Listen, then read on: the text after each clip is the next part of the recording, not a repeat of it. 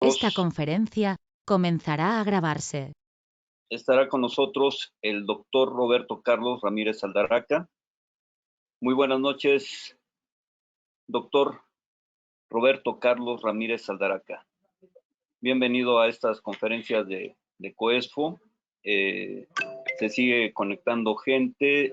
Tuvimos una inscripción de 280 personas inscritas. Esperemos que sí aprovechen esta charla que darás el día de hoy, que es la filosofía de la criminalística. Bueno, Roberto, buenas noches nuevamente y también dar las muy buenas noches a todos nuestros amigos de Centro y Sudamérica. Sudamérica, por ejemplo, Argentina, veo a varios conectados de Argentina, son 3 horas adelante por allá. Voy a leer una breve síntesis curricular del doctor Roberto. Él estudió la licenciatura en psicología, la licenciatura en filosofía, la licenciatura en criminalística, la maestría en investigación criminal en ciencias forenses y el doctorado en derecho penal. Actualmente estudia la licenciatura de teología, la maestría en igualdad de género y prevención de la violencia de género, el diplomado en ciencias criminológicas y el diplomado en perfilación criminal en la Federación Mexicana de Criminología y Criminalística. Profesionalmente se desarrolla como perito en criminalística de campo en la Fiscalía General de Justicia de la Ciudad de México, adscrito a la Fiscalía de Homicidios, con una antigüedad de 14 años. Es integrante del equipo mexicano de criminalística subacuática, catedrático de la Universidad Nacional Autónoma de México, de la Universidad Anáhuac, México, y de la Federación Mexicana de Criminología y Criminalística. Es autor de las obras Criminalística, Nuevos Paradigmas, una visión epistemológica y científica. El otro libro, Una filosofía de la criminalística, y la novela La fosa común de la conciencia, editadas por Editorial Flores. Asimismo es coautor de la obra Tópicos selectos de seguridad y ciencias forenses, editada por la UNAM y el CONACYT. Y próximamente publicará la obra titulada Geopolítica crítica, análisis de las estructuras del poder.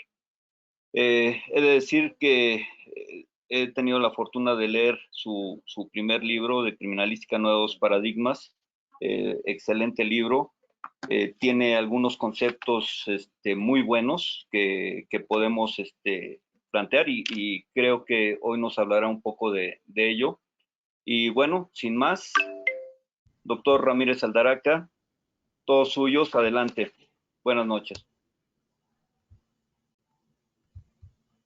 Muchas gracias. Buenas noches a todas, a todos. Espero que sea de su agrado y de su interés lo que abordaremos el día de hoy. Muchas gracias a Martín, a COESFO, por supuesto, por pensar en un servidor y por la consideración y la invitación. De repente, pues, es un tanto complejo empezar a hablar de conceptos, de temas y dar un abordaje completamente distinto sobre lo que comúnmente y habitualmente leemos sobre criminalística y lo que hacemos sobre la criminalística. En ocasiones, pues también tratar de insertar un conocimiento ajeno a esta nos hace levantar un poco la ceja, dudar sobre si existen suficientes argumentos o si incluso es necesario introducir un conocimiento más en la criminalística. Sabemos que teórica y conceptualmente la podemos advertir como una metaciencia debido a que inserta en su cuerpo teórico una serie de disciplinas, de oficios, de disertaciones, de opiniones de diversos expertos, y esto le da una inter y multidisciplinariedad, y tratar de abordarla desde el ámbito filosófico, pues para algunos y algunas represente eso un conflicto propiamente insertado en sus pronunciamientos teóricos. Pues de repente se tiene la idea de que la filosofía es un saber inútil. De hecho, me gustaría iniciar con una definición de un filósofo norteamericano que se llama Richard Rorty, que me gusta mucho cómo define a la filosofía, y la define como un saber o como que hacer filosofía es rascarse en donde no pica, ¿no? Es rascarse en donde no hay comezón. Esto puede parecer un tanto absurdo, un tanto complejo, incluso hasta una definición divertida. Sin embargo, realmente la filosofía tiene estas pretensiones. En ocasiones no advertimos el impacto, la importancia que ha tenido la filosofía en tratándose del desarrollo del conocimiento humano, del conocimiento científico. Solemos, por lo tanto, pormenorizar no solamente a la filosofía, sino a los representantes de esto, a los filósofos, a las filósofas, a quienes se les considera pues una entidad más cercana a la locura, que piensan cosas que a nadie les interesa, que dentro de sus propias disertaciones eh, van más allá de lo que se presenta en la realidad, que conflictúan sin ninguna necesidad lo que se presenta como establecido, lo que se conoce como el famosísimo método socrático, que a partir de cuestionamientos y de diversas preguntas empieza a problematizar y a conflictuar lo que se nos presenta como dado, como dable al individuo, al ser humano. En esta actividad de rascarnos en donde no tenemos comezón, para algunas y algunos represente una actividad inútil, una actividad incluso innecesaria. Hace no mucho hubo manifestaciones, hace cerca de un mes, en España, particularmente en Madrid, debido a que el gobierno español había considerado que ya no tenía que enseñarse filosofía en los primeros años de formación y en los años de término medio en la formación de los estudiantes. Por lo tanto, querían, y lo hicieron incluso una propuesta de ley, de retirar pedagógicamente los contenidos que se enseñaban sobre filosofía, tanto en el secundario, en la secundaria, como en el bachillerato. Debido a esta observación que se tiene de la filosofía y particularmente del filósofo, que es una persona que está tirada panza arriba, mientras mirando cosas que a nadie le importa, preguntándose sobre acontecimientos que a nadie le interesa, mientras se inocula alguna sustancia psicoactiva o psicotrópica y al mismo tiempo se saca la pelusa del ombligo. Pues en ocasiones se advierte que el filósofo como que no tiene una injerencia directa, ¿no? No solemos estar conscientes de que muchos de los filósofos en realidad han determinado un sinnúmero de teorías. Cuando yo estudié filosofía y posteriormente me introduje al ámbito de la ciencia forense, en concreto de la criminalística, empecé a advertir que muchos de los pensamientos y de las teorías que habían hecho estos héroes del pensamiento, estos seres brillantes que habían pensado cosas que al mismo tiempo e irónicamente a nadie le interesa, pero que al final obtenemos ciertos cuestionamientos que nos acercan más a entender la realidad. Empecé a identificar que había muchas de estas ideas que de manera involuntaria, ¿no? En realidad, habían depositado con sus preceptos teóricos una aplicación hacia la criminalística. De repente, por ejemplo, pues leyendo ahí a Aristóteles, ¿no? El órganon de Aristóteles, la metafísica o la lógica de Aristóteles, nos topamos en concreto con la segunda parte, o los segundos analíticos del libro del órganon, nos topamos con esta famosísima figura lógica que muchos conocerán, que se llama el silogismo. Y por ejemplo, cuando nosotros determinamos un documento, en el caso de México, pues se le llama dictamen pericial, hacemos un trabajo estrictamente silogístico, ¿no? Partimos de premisas, algunas de ellas generales, a partir de ahí se cierra como un embudo este pensamiento lógico, aplicamos además los principios supremos de la lógica, que son 4, que devienen desde Parménides, un presocrático, ¿no? Que se peleó con Sócrates abiertamente en las plazas públicas. Después nos topamos con una premisa menor o inferior y tenemos que concluir al respecto de los hechos. Si para la criminalística la pregunta del cómo resulta fundamental, para la filosofía la pregunta del por qué es la que nutre sus conocimientos. De repente leyendo a un Nietzsche sobre verdad y moral en sentido extramoral, leyendo incluso El crepúsculo de los ídolos, leyendo a Bertrand Russell, leyendo a Thomas Kuhn, leyendo a Bunge, leyendo a una serie de filósofos que nada tenían que ver con la criminalística y que sin embargo, debido a sus conocimientos, pueden ser aplicables justamente a una epistemología, a una teoría del conocimiento que suscribe bien y narra bien las pretensiones que tiene la misma criminalística. Hablar sobre filosofía de la criminalística, pues en realidad es un texto, ¿no? que publiqué ya hace 3 años, en el 2019, que es precisamente esta obra. Una de las pretensiones más importantes que tenía en mente era refrescar un tanto la teoría. Esto para ciertas personas representa un conflicto porque cuando propositivamente se determinan ciertos conocimientos contemporáneos, pues siempre solemos como señalar e incluso tratar de mandar a la hoguera a todos aquellos que se atreven a criticar una teoría.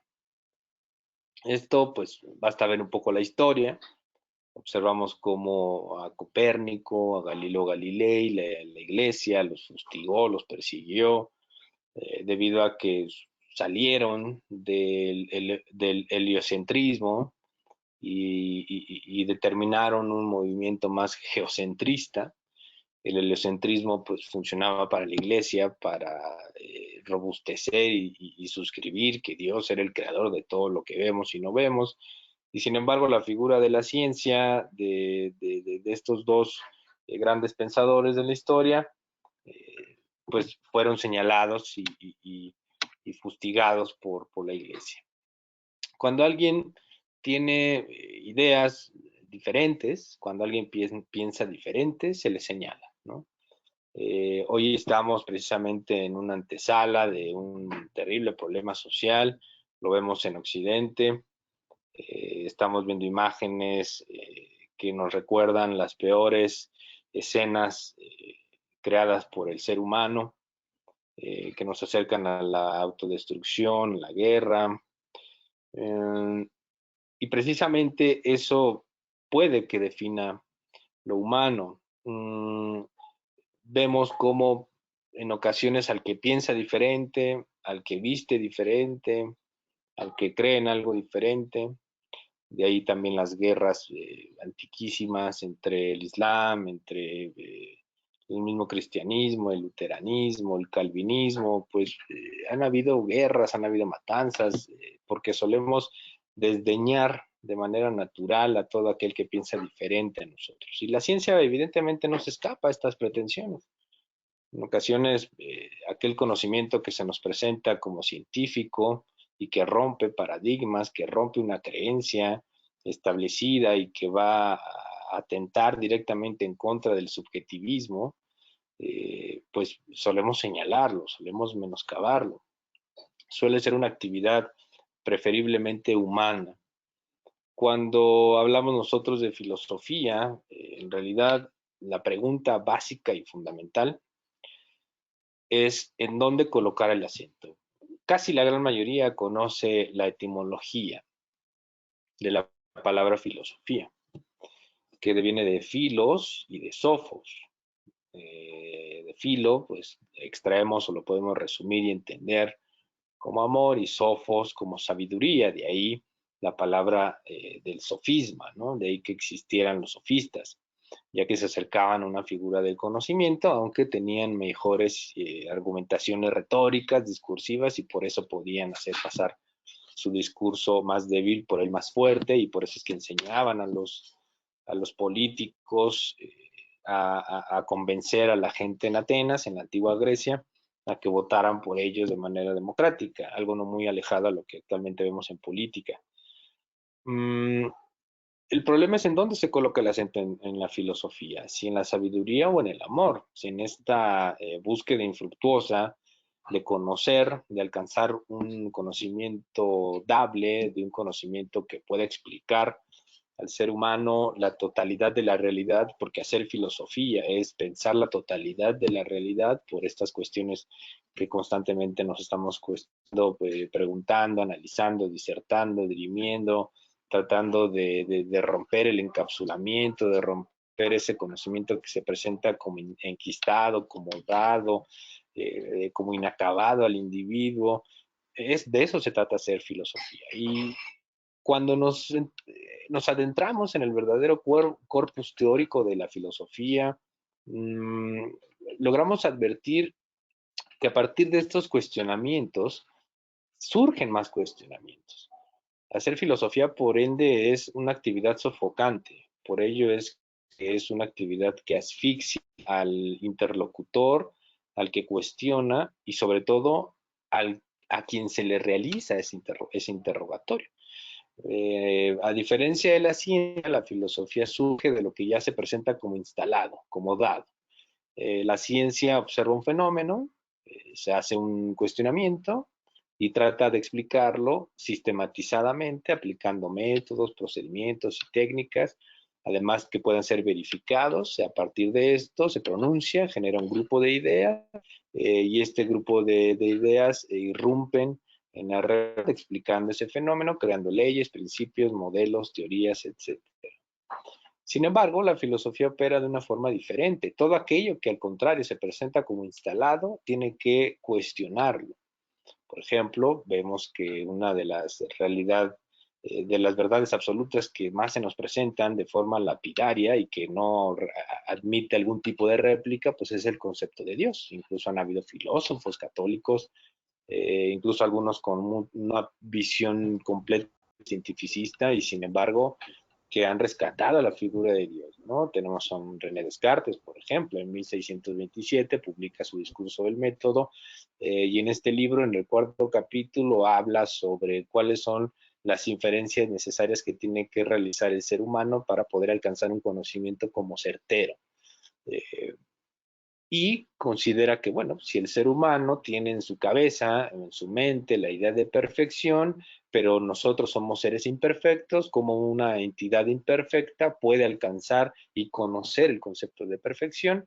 René Descartes entonces le levanta el pulgar a Dios, le guiña a Dios y dice, bueno, es porque un ser perfecto ha colocado en nosotros, que somos imperfectos, la idea de perfección. Cómo es que nosotros, como seres finitos, que nos pudrimos poco a poco, día a día, que avanzamos en nuestra existencia, vamos viviendo un día menos de vida, ¿cómo es que entonces tenemos en nuestra mente el concepto de infinitud? Bueno, porque alguien infinito, supremo, cosmogónicamente, ha colocado en nosotros la idea de finitud. Y así explica Descartes y coquetea mucho con la idea de Dios.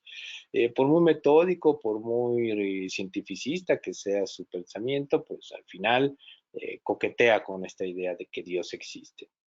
Y al final el filósofo trata de romper con ese paradigma, trata de romper precisamente con las verdades absolutas que se nos presentan. Es ahí en donde se homologa y se entrelaza con la criminalística. La criminalística también investiga hechos a partir de cuestionamientos. En la bibliografía las conocemos como las preguntas de oro, mal llamadas preguntas de oro, preferiblemente deben ser consideradas preguntas de investigación.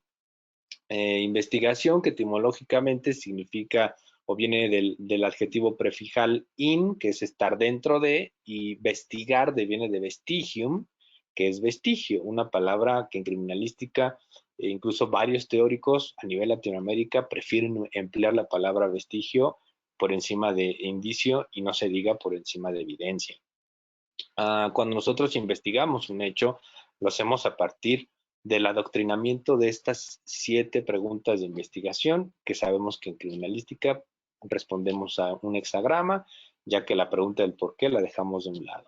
En esta actividad en donde nosotros procesamos un indicio, un hecho, una cosa, una circunstancia, e incluso a una persona, como lo determina la jurisprudencia, que cada vez que una entidad que investiga un hecho que con probable trascendencia jurídica, para investigar un hecho, una persona, una circunstancia, un objeto, algo en concreto, necesita del conocimiento, de la experticia de un individuo especialista en esa área de conocimiento.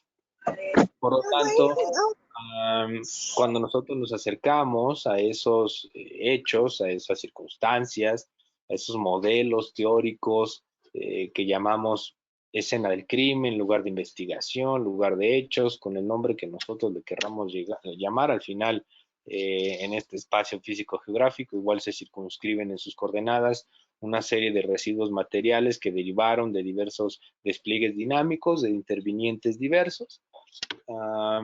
Y lo hacemos a partir de preguntas, lo hacemos a partir del qué, del con qué, del cómo, dónde, cuándo, quién, es decir, también nos adentramos a ese fenómeno con el cual estamos teniendo contacto directo, con el cual estamos interpelando a la realidad, a lo real, y la sensopercepción, nuestro pensamiento, nuestro bagaje teórico, incluso hasta cultural, está en juego, está en tela de juicio para procesar ese lugar. Al respecto, por ejemplo, les puedo colocar esta diapositiva en donde es extraída de internet, ¿no? Me he topado con diversas imágenes en internet, creo que todas y todos lo hemos hecho. Yo no quería en realidad sacar una imagen real. Estas son fotografías montadas y son de dominio público. En donde observamos del lado izquierdo a una especialista o una especialista, no sabemos si se trata de un hombre o una mujer, pero domina un instrumento, ese instrumento media entre la realidad material objetiva y su bagaje cultural. Ese medio o ese instrumento técnico científico que media entre la realidad y el operador se llama cámara fotográfica. Evidentemente yo no soy perito en la materia, en fotografía forense, sin embargo voy a hablar un poco sobre ello, no sobre la metodología, ni la técnica, ni demás, sino lo que significa hacer fotografía. Vemos además el cuerpo sin vida, ¿no? Repito, a pesar de que se trata de un montaje, pues nos permite libremente ejercer esta actividad imaginativa. Vemos a una persona que aparentemente se nos presenta del sexo femenino, sin vida, guardando una posición. Vemos además lo que parece un indicio biológico a un costado de su cuerpo. Vemos una mancha roja. Vemos al menos dos tipos de mecanismos de producción. Vemos un goteo, vemos un pequeño charco. Asimismo, advertimos al menos tres indicadores, ¿no? Estos indicadores amarillos que mediáticamente representan el procesamiento o la materialización de la escena, que es una fase del método criminalístico. En el 1 observamos un instrumento con características morfológicas de la tipología punzocortante. Vemos que presenta una empuñadura, una hoja metálica, con al menos un filo, terminación en punta, y también vemos una serie de manchas de color rojo, con el el indicador número 2, pues está cerca de la extremidad inferior derecha del cuerpo, inferimos que se trata del cuerpo. Y el 3, ahí a lo lejos, en la parte superior derecha de la pantalla, pues se observa un filtro de un cigarrillo, una colilla de cigarrillo, como le quieran llamar. Bueno, en esta imagen en realidad vemos muy poco y a la vez vemos mucho. Vemos todo lo que significa la filosofía de la criminalística. ¿Qué significa entonces? Yo les mencioné que íbamos a hablar un poco sobre fotografía, pero lo vamos a hacer de una manera muy, muy pueril, muy vulgar. Espero no ser criticado por aquellos doctos en la materia de fotografía forense, pero yo no voy a hablar sobre fotografía, solamente hablaré sobre lo que representa la fotografía. Si bien es cierto, el fotógrafo en este momento ya se encuentra con la materialización y la secuencia numérica, no es alfanumérica, sino numérica, que el encargado de procesar la escena y de asociar los indicios que se relacionan con el hecho, pues ha colocado de manera voluntaria 3 indicadores. No vamos a hablar sobre la técnica, porque no sabemos qué técnica habrá aplicado, ¿no? Sin embargo, bueno, salta a la vista y comparece ante la sensopercepción de la vista el hecho de que tengamos 3 evidencias ahí, 3 indicios materializados. Por lo tanto, ¿qué significa? Previamente a que este fotógrafo esté documentando de manera fotográfica y fragmentada una realidad, el perito de campo, o el criminalista de campo, como lo conocemos acá, seleccionó libremente porque compareció ante él estos indicios, estos objetos que obedecen a una realidad material objetiva. Ahí es en donde tenemos que empezar a hablar de criminalística. Tenemos que empezar a hablar sobre cómo la filosofía influye en el ámbito de la criminalística. En filosofía tenemos un sinnúmero de teorías del conocimiento que forman parte de lo que se conoce como epistemología. El episteme para los antiguos griegos era el conocimiento, significa conocer en griego. Y logos es el discurso, es toda la retórica que se construye a través de ese conocimiento, o por medio de ese conocimiento, explicando ese conocimiento. La única entidad conceptual que sigue naturalmente respetando lo que significa el logos es la lógica, ¿no? De ahí deviene su etimo, debido a que, por cierto, la lógica es una de las primeras ramas de la filosofía. Logra a través de 4 principios, mencionaba con antelación 3 de ellos, determinados por un presocrático, el cuarto como que la historia todavía no lo ha asociado si pertenece a Spinoza o pertenece a Schopenhauer, aunque este último, este filósofo alemán, pues incluso escribió un libro extraordinario que se llama Sobre la cuádruple raíz del principio de razón suficiente, un libro que al inicio de su publicación pasó desapercibido, fue su primera publicación de hecho. Sin embargo, el canon filosófico le desdeñó, si no fue hasta cientos de años después, que en realidad empezamos a advertir que esa obra tiene un impacto dentro del área de la lógica. Se presentaron entonces esos indicios. Quien procesó la escena consideró desde su teoría del conocimiento, desde su bagaje cultural, conceptual, que tenían asociación y correlación con el hecho que se está investigando. A partir de este inquirimiento, ¿no? Inquirir es diferente a investigar. Investigar es estar dentro del vestigio, como mencioné. Inquirir significa investigar a partir de cuestionamientos. Es decir, al inquirir una escena, al inquirir un lugar de hechos, nosotros estamos socráticamente empleando el método mayéutico, haciéndonos preguntas y no contentándonos con lo que se nos presenta a primera vista. La teoría materialista del conocimiento considera, por lo tanto, que cuando una entidad material se presenta asociada o como desenlace de un acontecimiento, el investigador, el filósofo, el pensador, la pensadora debe considerar el bagaje previamente conceptual actualizado. Esto significa, desde Kant, que en realidad el sujeto, el individuo, el ser humano, construye la realidad con los objetos. Para Kant, la realidad se divide en dos partes. La primera, en fenómenos, y la segunda, en noúmenos. La primera se puede explicar. La cosa en sí, kantiana, ¿no? O la posibilidad de explicar la cosa en sí se vuelve imposible cuando yo no sé qué son las cosas en sí mismas. Yo cuento con un bagaje cultural y conceptual previo a procesar un lugar, una escena. A partir de este concepto, de esta conceptualización, de toda esta retórica y de todo el conocimiento con el que yo cuento, es que estoy facultado para procesar una escena. Esto significa que conceptualmente yo llego con una maleta y empiezo a procesar la escena. Para Kant, esto es hacer conocimiento. Esta es la epistemología kantiana. El ser humano construye la realidad, por lo tanto, no se presenta frente a la realidad y ésta se manifiesta ante él, sino que en la pasividad de los objetos hay mucha actividad. Los objetos no se presentan de forma inerte. En esa pasividad hay mucha actividad. Esto lo vemos en el ámbito de la criminalística de campo.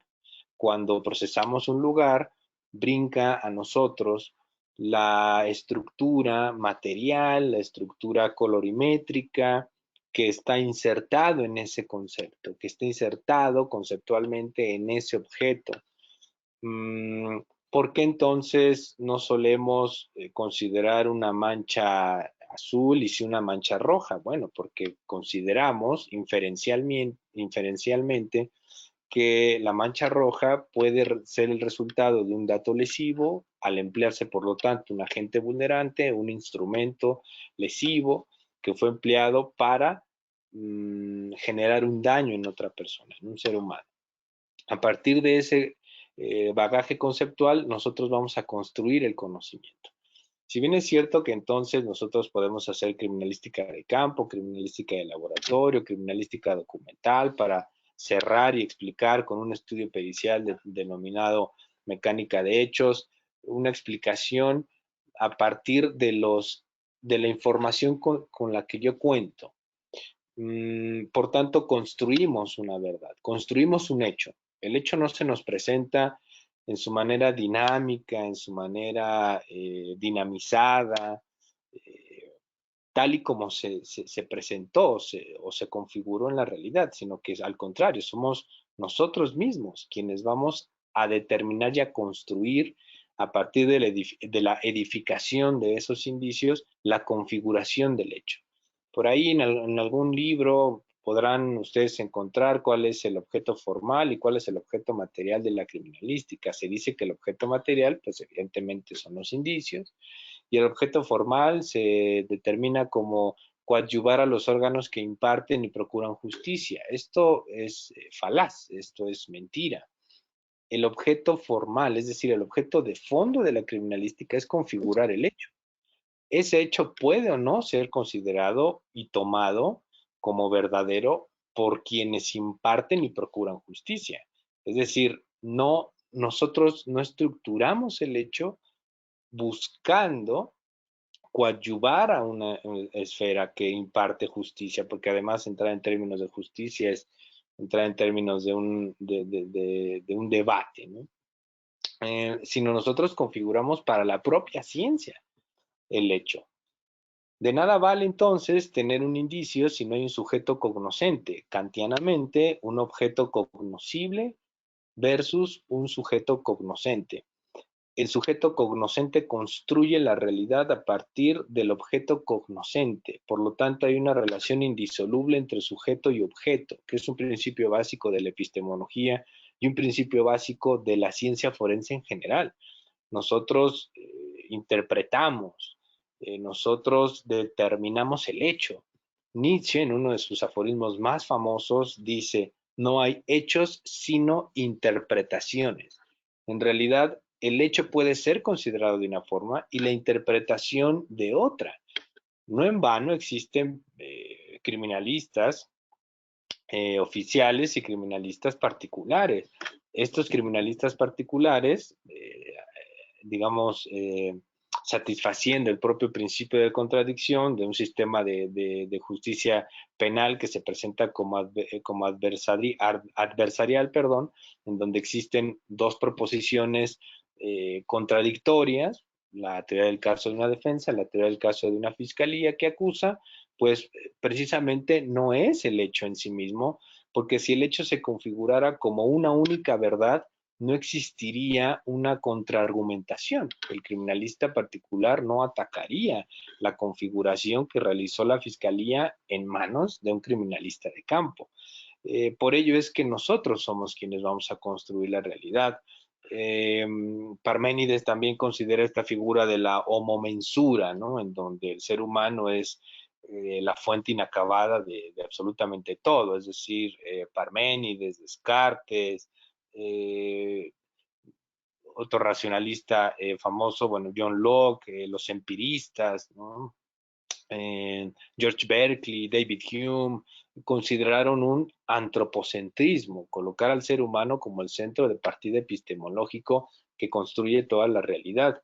Dentro de la filosofía devinieron posteriormente una serie de corrientes filosóficas, tales como el idealismo kantiano, el idealismo hegeliano, el idealismo de Husserl, a partir de su fenomenología, que considera que no hay una división entre el mundo externo y el mundo interno, que la mente y el mundo, la conciencia y el mundo no funcionan de manera individual, sino que son un miasma, están enquistados y encapsulados en una misma realidad.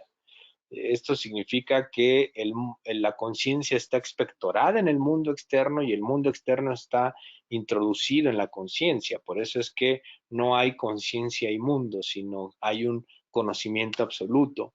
Los empiristas, por su parte, comenzaron a considerar que por hábito nosotros empezamos a determinar cierta circularidad de la realidad y de los fenómenos que se presentan en el medio ambiente. Si yo salgo a la calle, levanto la mirada y veo que el cielo está nublado, inmediatamente después llueve.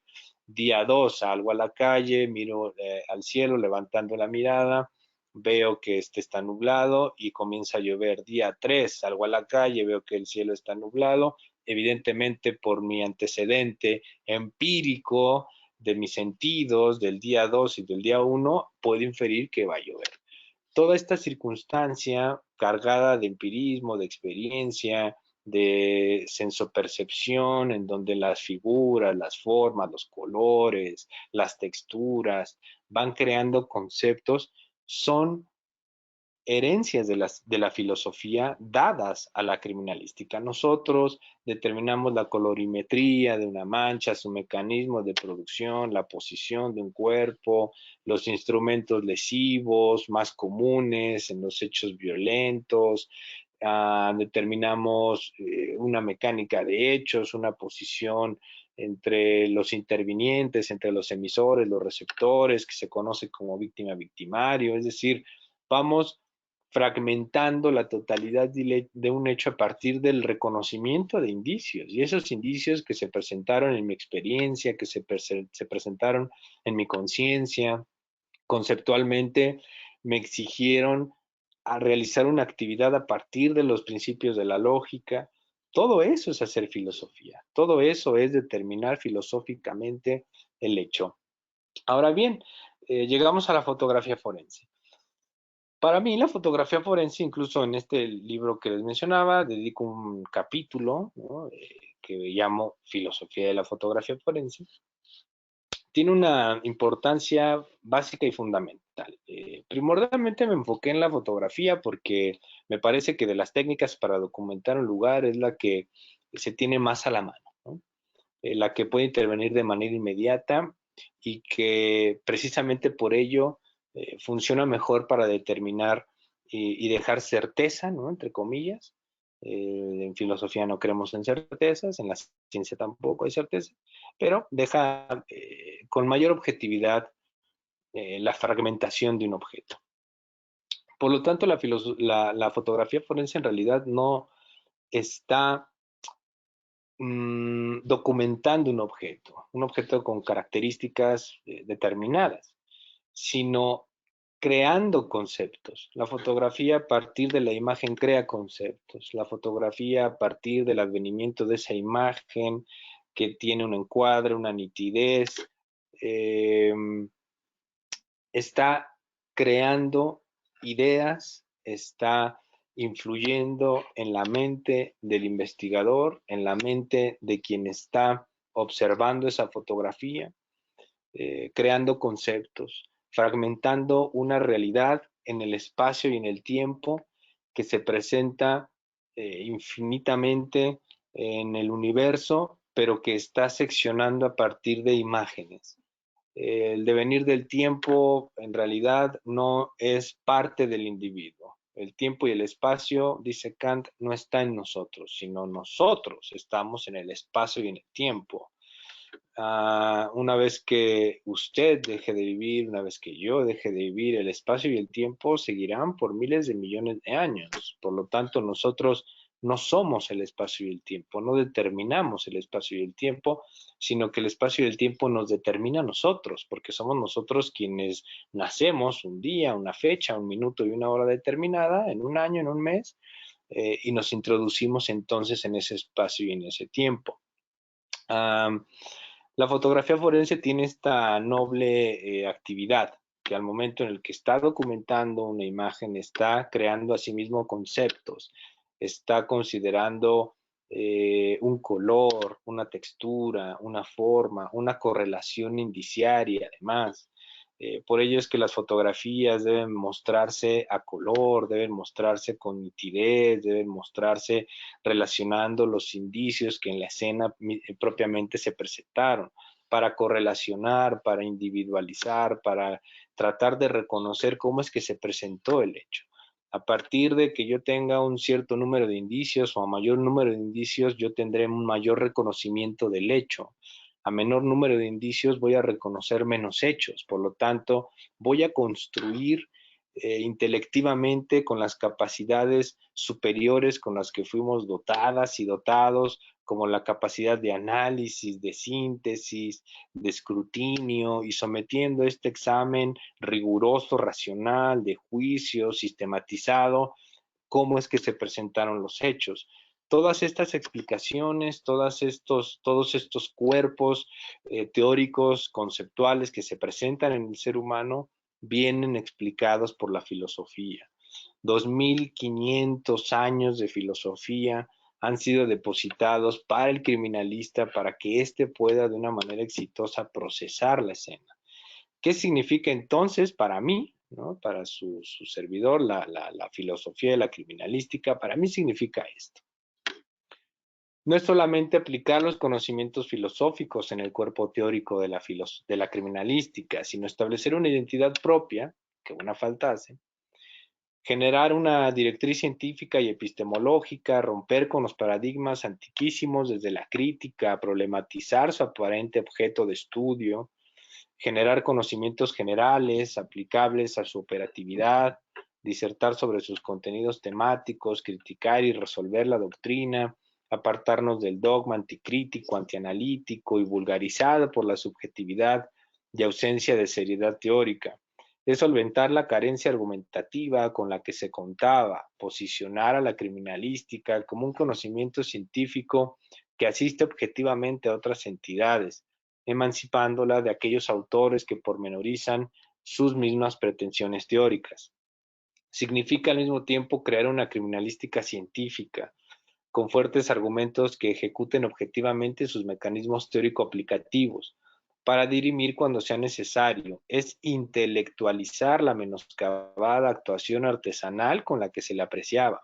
Es profundizar en lo más sustancial y básico del conocimiento para emerger y evolucionar, salir del espiral y del miasma conceptual, conflictuar el pasado para renovarse desde las ruinas y erigir un conocimiento fresco, objetivo, argumentativo, real, científico, verdadero, epistemológico, analítico, hipotético, deductivo, permitiendo en el orador mejores y finas elucubraciones cuando se asistan de ella. Es ofrecerle al catedrático, además, un discurso alejado de la sofística, es en una expresión de construir a la criminalística. Es cierto que es complejo tratar de entender muchas de las posturas filosóficas que están ahí revoloteando en la teoría. Sin embargo, muchos de los filósofos, como mencioné al inicio, de manera involuntaria, han atribuido al conocimiento propiamente de la criminalística diversas herramientas para poder comprender cómo es que se configura esta, cuál es la actuación del perito, por ejemplo, del especialista que procesa la escena. Se le ha visto a la criminalística como una actividad artesanal, más cercana al tarot, a la lectura de cartas, a atinarle, a jugarle a la suerte, de cómo pudieron haber sido los hechos, de explicar cómo es que fueron los hechos. En ocasiones nosotros no proyectamos el impacto social que tiene hacer criminalística. Propiamente, incluso desde la misma filosofía de la ciencia, que es lo que hago también en el primer libro un poco, problematizo y conflictúo qué tipo de ciencia es la criminalística. Después lo resuelvo y lo propongo, pero está alejada, por supuesto, de las pretensiones sociales. No podríamos pensar que la criminalística forma parte de una ciencia social y, sin embargo, y no obstante, y a pesar de ello, tiene un fuerte impacto social. Determinar en un hecho cuáles fueron las circunstancias indiciarias en las cuales se fueron posicionando, debido a que los indicios no surgen naturalmente de la tierra, no se generan por generación espontánea, hay una explicación. Acercarnos a esa explicación tratando de determinar una verdad objetiva, utilizando y empleando la retórica, la argumentación filosófica, da un relieve y ensalza la misma objetividad y la pretensión argumentativa que debe tener la criminalística. No por ello es que entonces saldrán corriendo a las librerías o descargarán todos y cada uno de los libros del canon filosófico. Sin embargo, sí pueden empezar a considerar que dentro desde esta área del saber humano, que además es una de las primeras que surgen, por ello es que se considera la filosofía como la madre de todas las ciencias, porque aunque ustedes no lo crean, hay filosofía de la biología, filosofía de las matemáticas, filosofía de la ingeniería, filosofía de la aviación, ¿no? Prácticamente a un filósofo tú le dices, haz filosofía sobre esto y la trabaja. ¿Por qué? Porque todo el conocimiento ya está presente en la realidad, ¿no? Eh, y sin embargo, muchas de las explicaciones de origen, de raíz, de ese conocimiento que se presenta como establecido, no ha sido disertado, no ha sido analizado, no ha sido elucubrado por un pensador y mucho menos por un filósofo. Um, Sin embargo, a pesar de ello, sí pueden empezar a acercarse sobre todo a aquellos textos que están relacionados con la filosofía de la ciencia, que están relacionados con la epistemología, empezar a leer a Descartes. No les recomiendo mucho empezar a leer a Kant. Si alguien quiere atreverse, ¿no? Porque también hay que atreverse. De hecho, es el legado que deja Kant en el siglo XVIII con el iluminismo, el famoso sapere aude, que es atrévete a saber, ¿no? Ah, pueden empezar a leer La crítica de la razón pura, un texto de 1781, fue editado por segunda vez en el 87.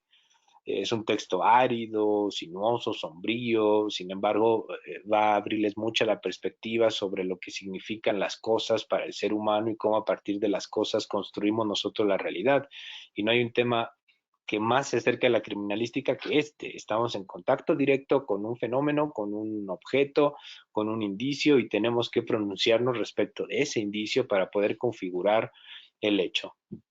Eh, bueno, pues espero que haya sido claro, ¿no? Repito, hablar de filosofía es complejo. Eh, Sin embargo, pues espero que haya despertado en algunas y en algunos de ustedes este ánimo inquieto de querer conocer, de preguntarse por las cosas y tratar de acercarse a esta área del conocimiento para poder comprender mejor cómo está configurada la criminalística.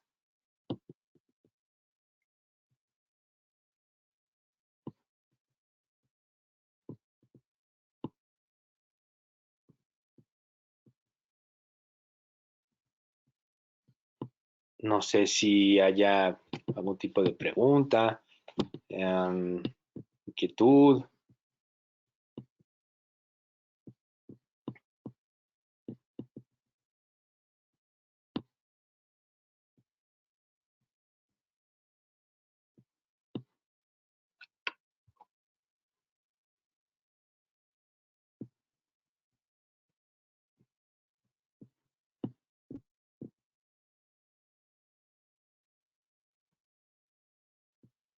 ¿Tienen preguntas? Por favor, si tienen sus preguntas. Pues yo tengo una pregunta. Yo soy de aquí de Veracruz, México.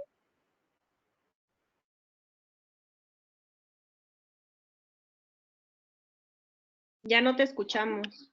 Sí, adelante. La filosofía, ¿qué tanto tiene, cómo le diré, influye dentro de la criminalística?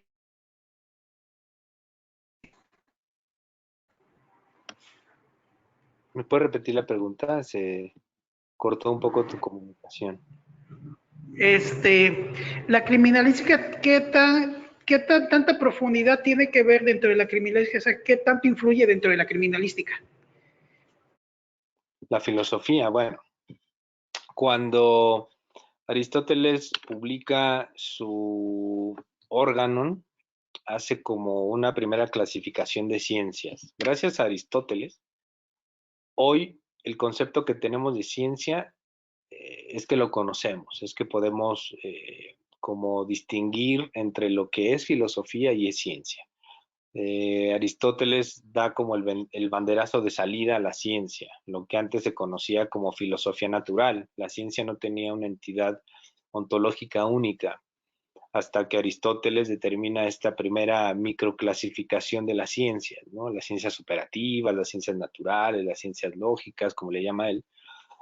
Por lo tanto, si en criminalística estamos haciendo ciencia, estamos apegándonos a los estándares y a los métodos que la misma ciencia exige sistematizar para poder obtener un conocimiento, ya a partir de ahí estamos hablando de filosofía. Dentro de la filosofía hay una área que se llama filosofía de la ciencia, ¿no? Hay unas grandes obras publicadas, ¿no? Para todas y todos aquellos que les interese, pues tienen que leer a Mario Bunge, La ciencia, su método y su filosofía, Thomas Kuhn, La estructura de las revoluciones científicas, Karl Popper, La lógica de la investigación científica, La miseria del historicismo. Si se quieren ir un poquito más para atrás, La lógica de Aristóteles, El Temeo de Platón, el Gorgias de Platón. Obviamente estos textos que les menciono de Hegel, de la ciencia de la lógica, o de Nietzsche sobre verdad y mentira en sentido extramoral, Kant, la crítica de la razón pura, el discurso del método de René Descartes. Eh, Hay textos que sí forman gran parte del canon filosófico y al mismo tiempo científico. Si nosotros en criminalística queremos determinar cómo es que sucedieron los hechos, configurar y explicar a partir de esa configuración la dinámica del evento acontecido, lo hacemos desde el ámbito científico. La ciencia, por lo tanto, tiene diversos métodos. Los métodos fueron utilizados o han sido utilizados por todo científico en su pretensión de verificar. Un método te da esa verificabilidad de la ciencia, que habla la ciencia, la famosa experimentación del paso del método científico. De tal forma que en criminalística utilizamos un sinnúmero de métodos. Y entender que criminalística no es lo mismo que criminalística de campo, ¿no? También. Criminalística es con la configuración y la explicación de todo el hecho. No es únicamente circunscribirme a procesar la escena, a procesar el lugar. La criminalística va a tener estos momentos retóricos, argumentativos, en donde trata de demostrar, y digo trata porque al final por eso les decía que la criminalística no coadyuva, ¿no? A los órganos que procuran, imparten justicia, porque un hecho es determinado y un hecho se presentó en la realidad. Independientemente de si tiene o no trascendencia jurídica, por lo que un juez determine, eso ya no compete a la criminalística, por eso no es objeto formal, ¿no? La filosofía está en todas las partes, no solamente en la criminalística. Ahorita lo estamos enfocando a la criminalística, pero está prácticamente en todo. Hay un realismo directo, ¿no? Que está influyendo constantemente las pretensiones de todos los criminalistas, ¿no? De toda la criminalística. Obviamente influye en la comprensión del fenómeno, influye en la sistematización del método, en la aplicación de la técnica, en la retórica.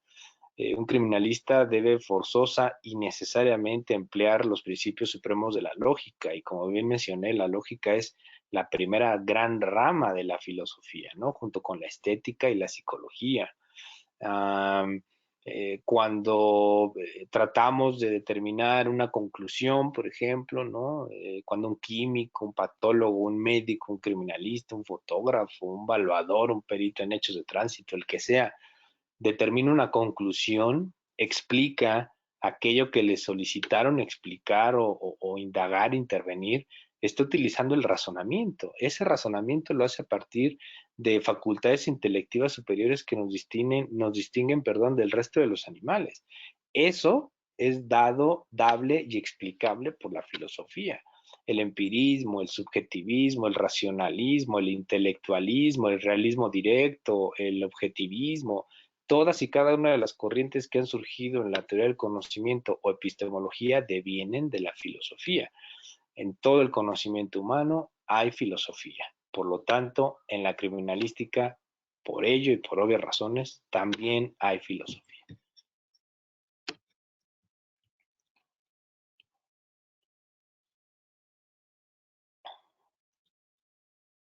Me preguntan por chat si considero que el código de ética es fundamental en la criminalística. Sí, pasa algo bien curioso. En realidad, la ética, que es otra rama de la filosofía, por cierto, te viene de ethos. Ethos significa usos y costumbres. Es decir, lo que habitualmente acostumbran a hacer las personas puede ser considerado como ético o antiético. Por lo tanto, la ética se relaciona con la moral. La moral es otra rama de la filosofía de la religión. Pero la moral tiene tintes estéticos, como dice Nietzsche. Cuando un ser humano pisa una cucaracha, entonces es un héroe. Cuando un ser humano mata a una mariposa, entonces es un villano, concluye Nietzsche. Por lo tanto, la moral tiene tintes estéticos. Depende cómo apliques a la moral. La ética, por lo tanto, que es distinta a la moral, tiene una rama que se llama la deontología, y esta a su vez se llama axiología, que es el estudio de los valores. Valores que circunscriben a cierta comunidad, que definen a un grupo de personas que concurren en una creencia, entretejiendo lo que la gran mayoría piensa, ¿no? Entonces la moral, la ética, los valores representan lo que la mayoría de las personas hacen y avalan eso que hacen.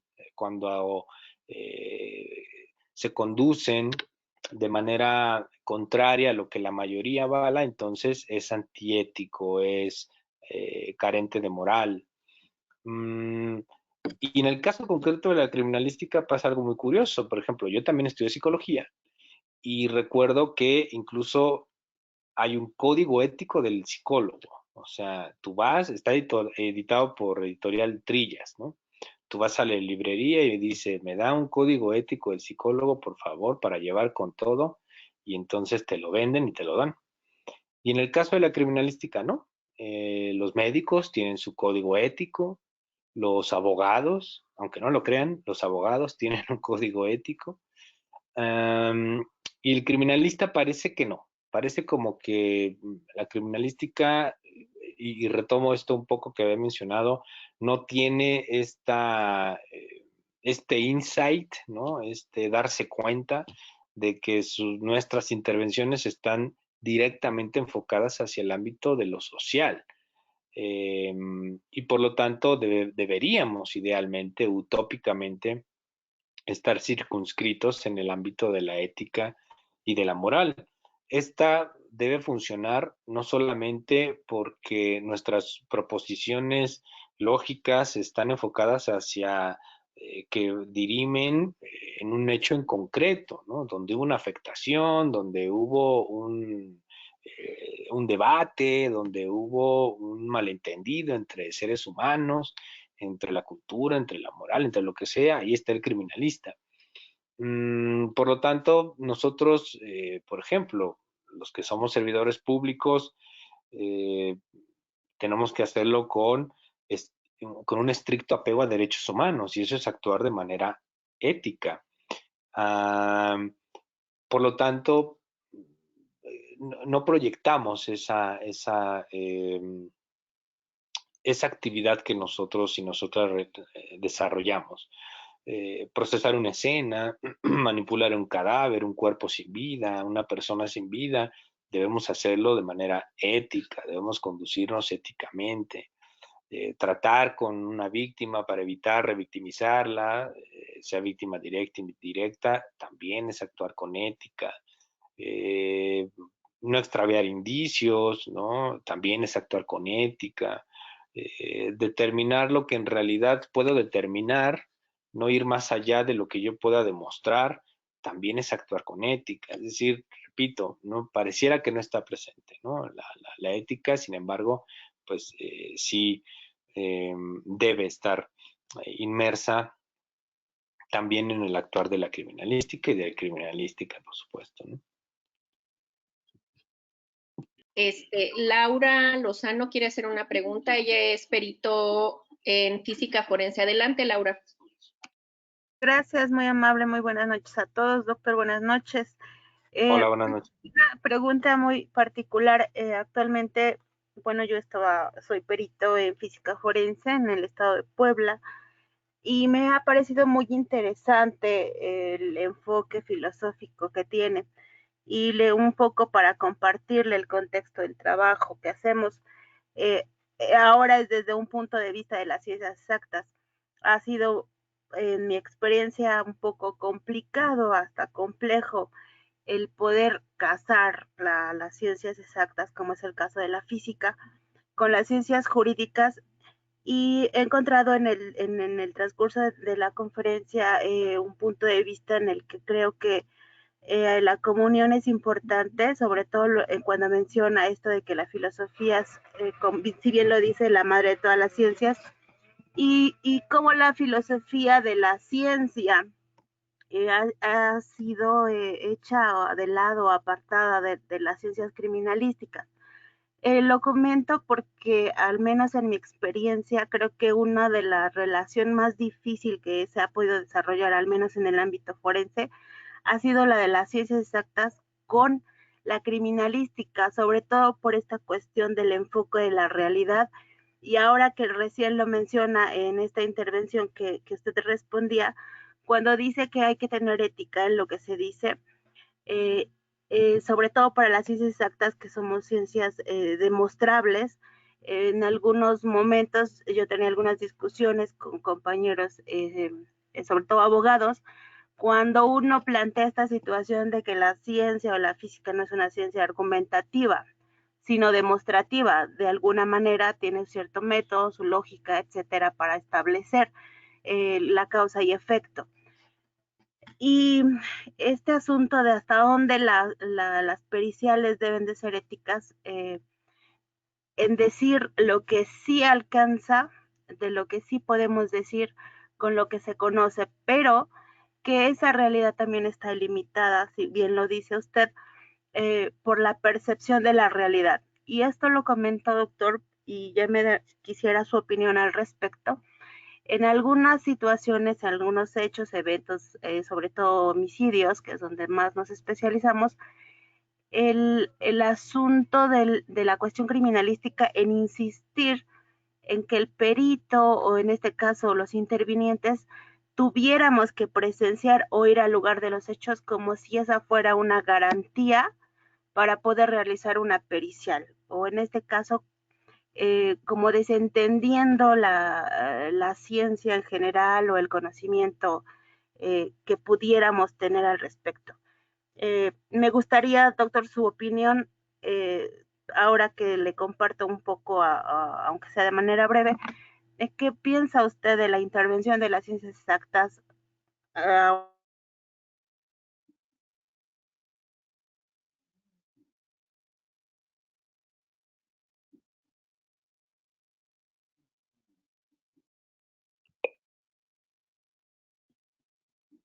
Ya no te escuchamos. Ya, se cortó, sí.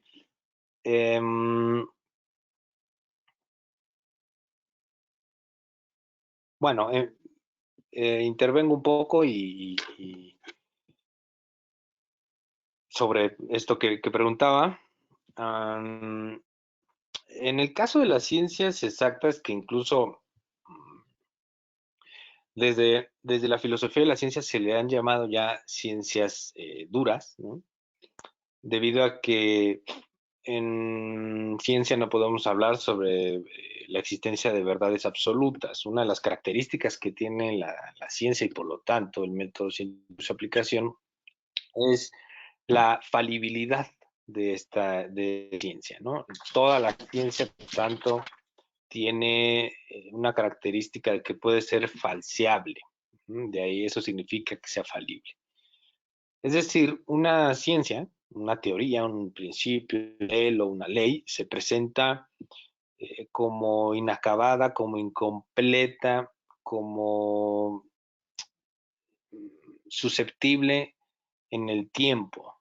No es permanente, ningún conocimiento es permanente. En realidad, toda la ciencia precisamente se construye a partir de contradicciones. Esto lo que Hegel llama el movimiento dialéctico. Es muy hegeliano, ¿no? Hay una tesis, de esta tesis, que es una afirmación, surge una negación que se llama hegelianamente antítesis.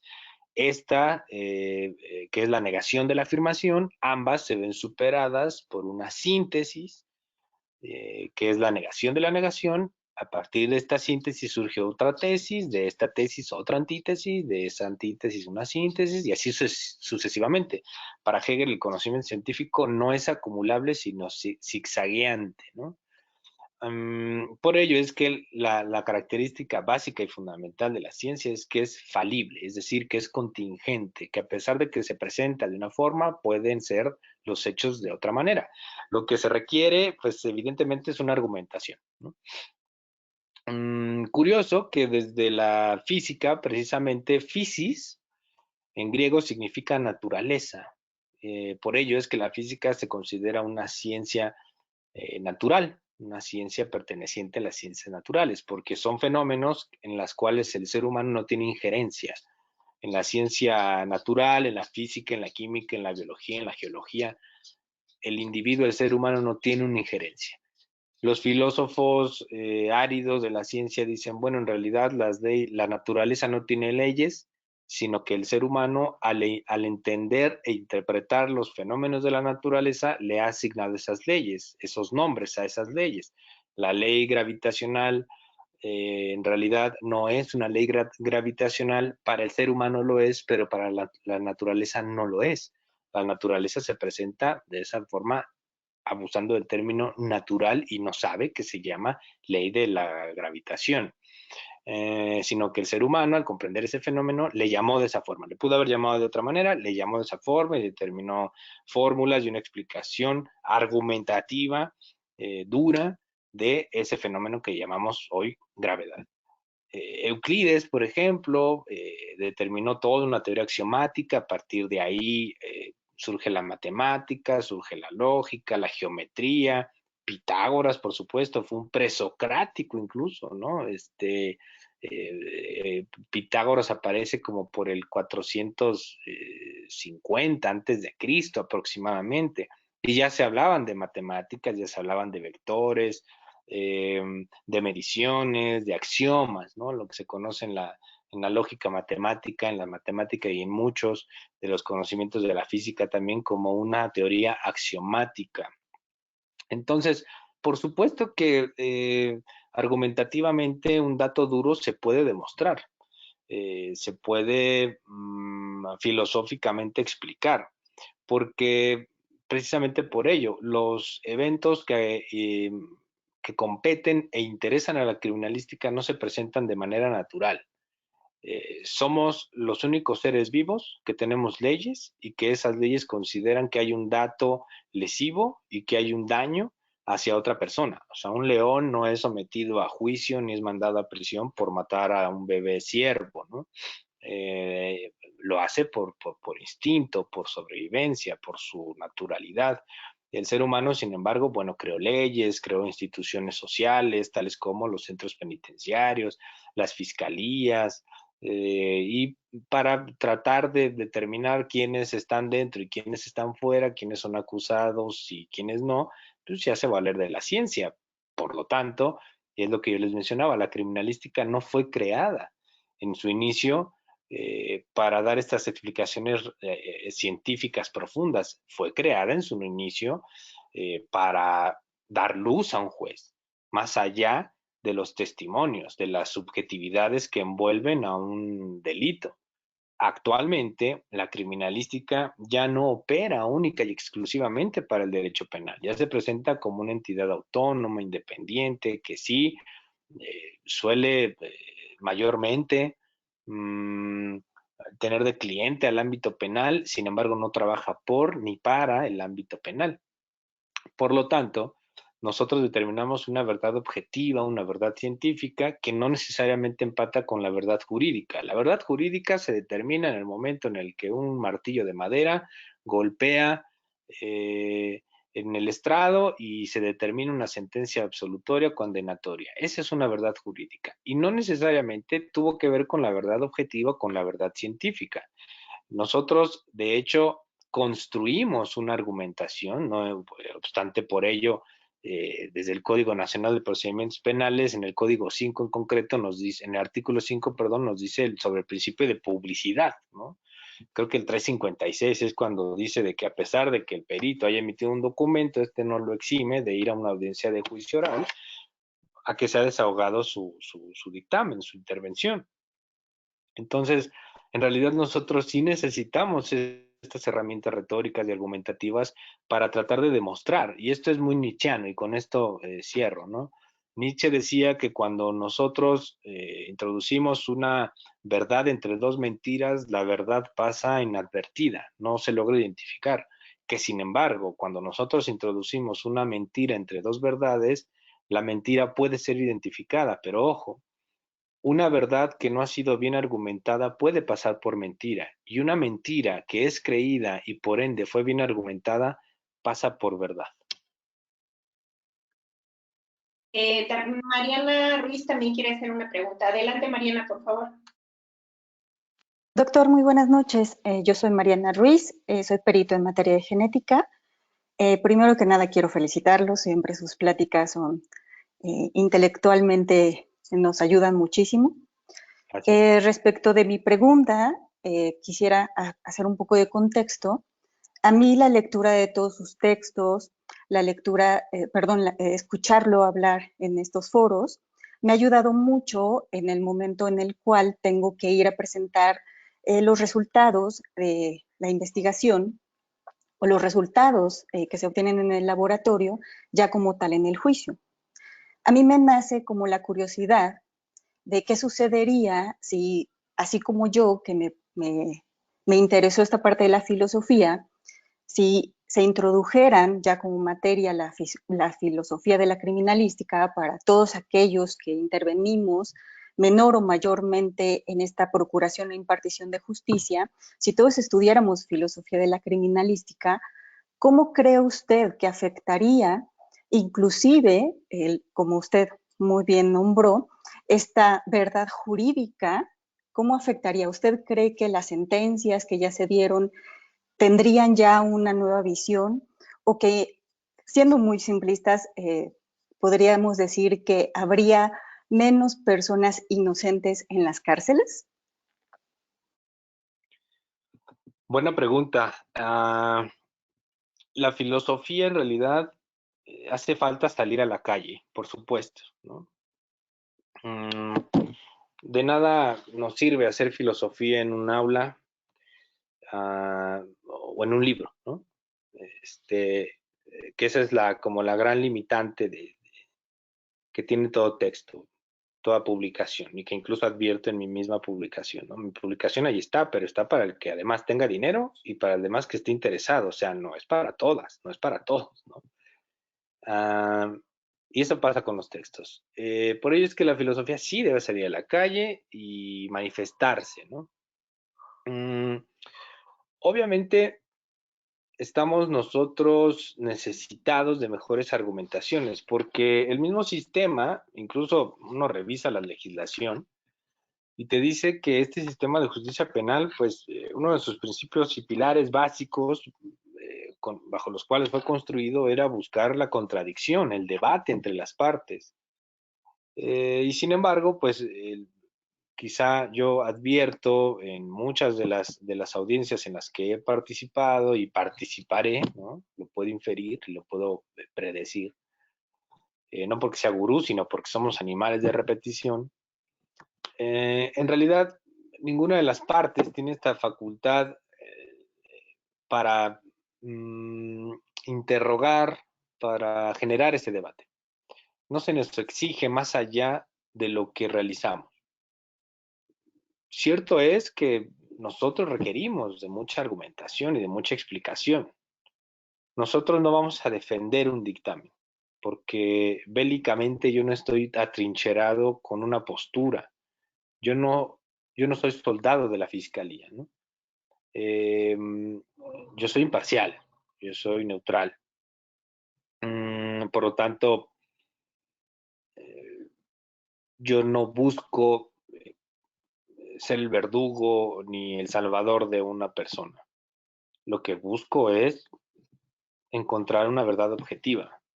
Y si con mis manifestaciones lo puedo conseguir, pues bienvenido sea.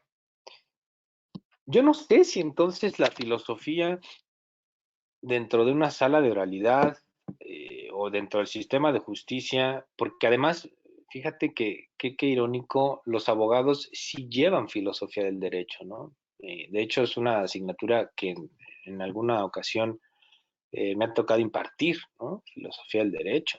Es decir, sí conocen la diferencia entre un axioma, entre una ley natural, entre una ley legal, entre fenómenos políticos, sociales, económicos pertenecientes al tema de la justicia. Yo no sé si entonces la filosofía alcance para determinar la inocencia y o responsabilidad, ¿no? Penal de una persona. Lo que sí sé, y eso lo tengo muy claro y estoy profundamente convencido de eso, es que el interrogatorio, el contrainterrogatorio, el recontra y el recontra del contrainterrogatorio son cuestionamientos, que es la materia prima de la filosofía. Cuando Sócrates, en su apología, ¿no?, que nos regala Platón,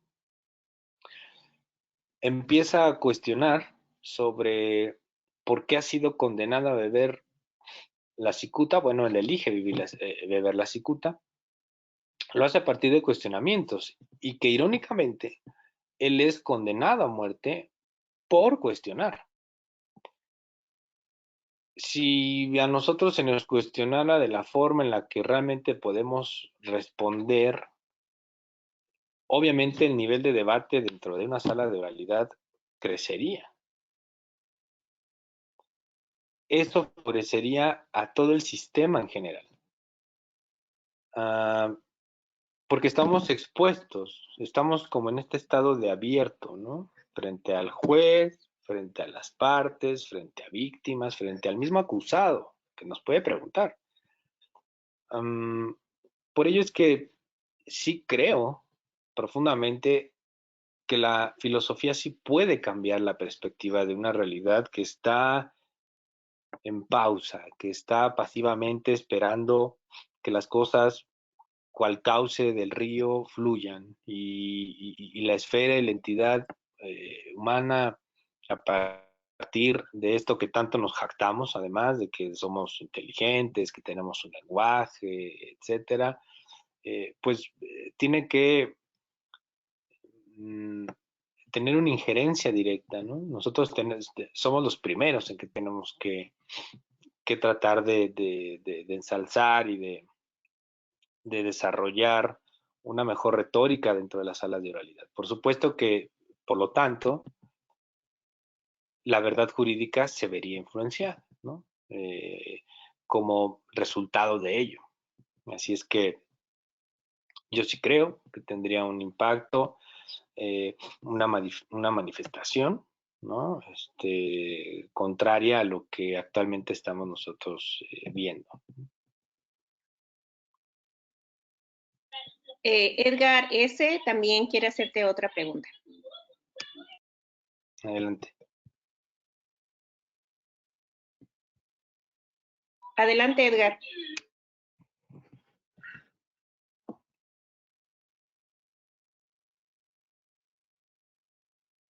Creo que ya se fue. Bueno, Gustavo Martínez Cortés también quiere hacer una pregunta. Hola, buenas noches, doctor. Buenas noches. Su servidor Gustavo Martínez Cortés, perito de la Fiscalía General de la República. Muy interesante los términos y la capacidad de, ¿cómo se llama? Argumentativa que tenemos en su ponencia. Respecto al artículo del cual refiere que el perito tiene la obligación de ir al comparecer para su dictamen, es el 272 del Código Nacional de Procedimientos Penales. La última parte. En este término, doctor, yo quisiera preguntarle que ¿de qué sirve al perito, a cualquier perito, del fuero común, del fuero federal, este bagaje cultural que usted bien describe y que domina a la perfección, cuando el perito no fue tomado en cuenta en la Constitución política y cuando no tiene sustento jurídico en el Código Nacional de Procedimientos Penales? Es decir, que nos traicionaron, ¿no? El 105 del Código Nacional no estamos los peritos. Y retomando el Código Nacional en el 272, se lo voy a leer: durante la investigación del Ministerio Público, la policía, con conocimiento de este, podrá disponer la práctica de peritajes. Es decir, que el perito está supeditado a que si el Ministerio Público o el policía quiere que participen. Yo creo, mi querido doctor, salvo su gran experiencia, que la traición a los peritos en el sistema de justicia penal es hipócritamente enorme, porque un sustento jurídico no lo tenemos. El 130 habla del Ministerio Público, el 131 las obligaciones del Ministerio Público, el 132 las obligaciones del policía, y el perito no está en el Código Nacional, cuando antes en el Código Federal de Procedimientos Penales teníamos todo un capítulo y 21 artículos del perito. ¿Qué necesidad, qué importancia se debe de tener tanto bagaje cultural, filosofía, todos los conceptos, cuando el sistema de justicia penal mexicano es hipócrita con los peritos y no le da el debido respeto que se merece, toda vez que el perito tiene el 80% de la responsabilidad de las pruebas que deben de estar en un juicio oral? Gracias, doctor. A ti, me encantó tu comentario porque precisamente lo que tú estás haciendo, amigo, es hacer filosofía. Estás rompiendo desde dentro una verdad que se presenta como absoluta e instalada, además positivizada en un código, ¿no? Yo les mencionaba, hacer filosofía es incomodar, es sofocar. Por eso es raro ver un filósofo feliz, ¿no? Porque constantemente te preguntas por todo lo que se presenta, ¿no? Es un ejercicio interminable, ¿no? Tiene como esa parte terrible también estudiar filosofía, ¿no? Y esto que tú estás haciendo es precisamente hacer filosofía, criticar, analizar, preguntar eso que se presenta como instalado, como un dispositivo de todo un sistema además, ¿no? ¿Por qué entonces nosotros no estamos ahí? Y antes de responder, agrego a tu comentario. Es cierto que nosotros tenemos una profunda injerencia en los temas relacionados con los delitos, ¿no? Vamos a cerrarlo ahí. Independientemente de si tienen o no trascendencia jurídica, porque igual, pues muchas y muchos de ustedes intervengan en, por ejemplo, la doctora que preguntó con antelación, que es perito en genética, pues seguramente también pueda intervenir e incluso lo haga en temas de paternidad, por lo tanto, en el ámbito civil, familiar.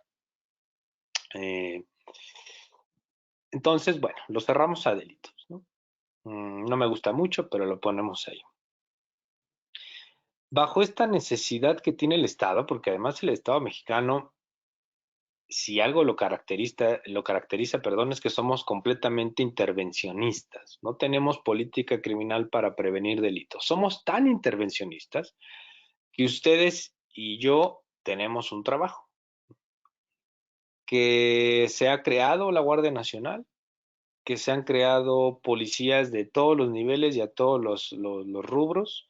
Tenemos policías municipales, estatales, federales, policías de investigación, secretarías de seguridad ciudadanas, incluso hasta pues por ahí ciertos grupos paramilitares que se hacen llamar autodefensas, ¿no? Pomposa, eufemísticamente, pues son grupos paramilitares. Tenemos al ejército, a la marina, tenemos un montonal, ¿no? Un séquito de personas que están en la calle, entre comillas, salvaguardando la seguridad de todas y de todos nosotros. Esto hace al Estado mexicano un Estado entregado al intervencionismo, porque una vez que ha sucedido el fenómeno delictivo, pues entonces nos llaman a todas y a todos nosotros. Quienes efectivamente, como mencionas, amigo, resolvemos y damos esos elementos fácticos que forman parte de la teoría del caso de una fiscalía que acusa, somos nosotros, somos los especialistas. No estamos menoscabando ni pormenorizando el trabajo que realiza un Ministerio Público o un agente de la policía en cualquiera de estos niveles. Sin embargo, de manera objetiva, fáctica, circunscribiéndonos al método, a una sistematización, a un procedimiento, a una técnica, pues estamos todas y todos nosotros los peritos, los servicios periciales. No obstante, por ello a mí en tantas ocasiones en las audiencias, seguramente a todos ustedes también les pregunten, perito, ¿y qué metodología empleó usted? Porque somos como fanáticos de la metodología, ¿no? O sea, como que el sistema cree que si una persona no fue metódico, entonces su intervención no tiene razón de ser, ¿no? Y no necesariamente es así, ¿no? Todas las ciencias son metodológicamente determinantes, vaya, ¿no? Si bien es cierto, el método, como dice Descartes, pues la falta de conocimiento no se da por ignorancia, sino por ausencia de método. Hay una traición, yo no lo vería como traición, yo lo vería como ignorancia, desconocimiento, que a lo mejor lo podamos interpretar como una bofetada con guante blanco, esa es otra historia. Hay una ignorancia y un profundo desconocimiento de parte del legislador. O sea, el legislador le alcanzó como para decir, pues yo siempre veo en la calle un montón de policías, yo siempre veo en las agencias del Ministerio Público un montón de abogados, pues póntelos en la Constitución y póntelos en el Código Nacional y hasta ahí me alcanza, ¿no? Porque nosotros no estamos bajo los reflectores, ¿no? Afortunadamente, en estricto sentido de que no somos como los protagonistas de la película. Sin embargo, somos quienes sustentan todas las acusaciones científicamente. Si nosotros somos estrictos, y yo les hablaba de empirismo y racionalismo, pues el cientificismo es lo que conduce a una teoría del caso, a determinar con mayor éxito una acusación sobre una persona. Y ahí estamos nosotros. Recordemos que la teoría del caso tiene elementos fácticos, jurídicos, probatorios. Los primeros son completamente de nosotros.